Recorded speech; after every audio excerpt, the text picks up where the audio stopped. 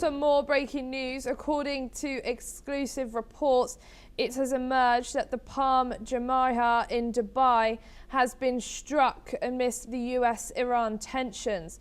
The source of the attack remains unclear, but emergency services has been dispatched to assess the damage and secure the area.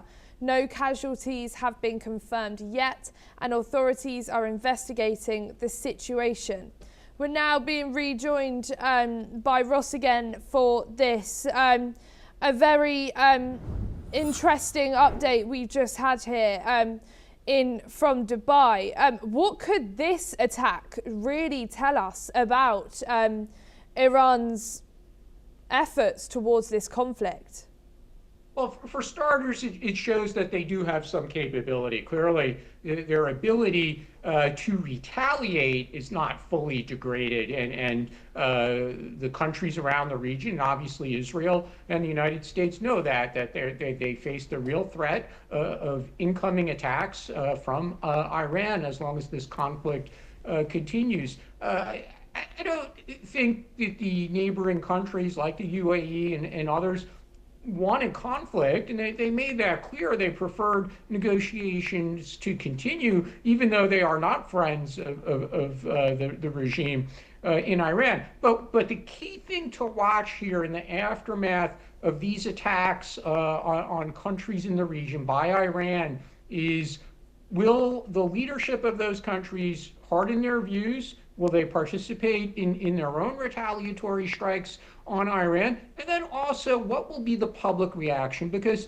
it was probably safe to assume that the public in these countries also did not want conflict. They've been critical of U.S. use of force in the region historically, even if their governments have kind of looked the other way. And even though some of these governments have formally or informally established relations with Israel, we know that the public is not thrilled by that as well. But now that Iran has actually attacked their countries, again, I think something to watch would be whether or not the public rallies around their leadership and says, we can't tolerate this, and potentially those governments then participate in counterstrikes against Iran.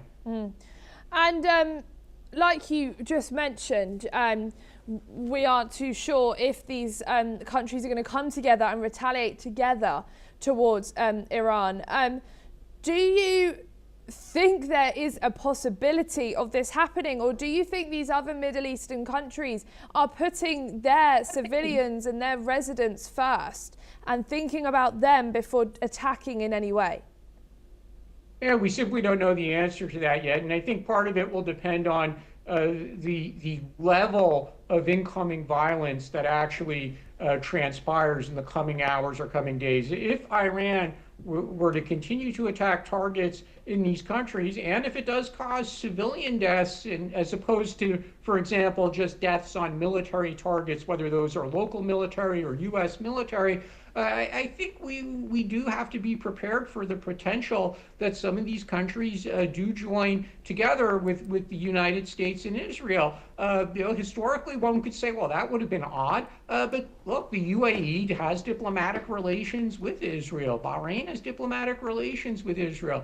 It would not be, frankly, unusual if their air forces were to join in these efforts, or they were to otherwise provide different kinds of support, which basically they're already doing by allowing the U.S. military to use resources located in their countries anyway.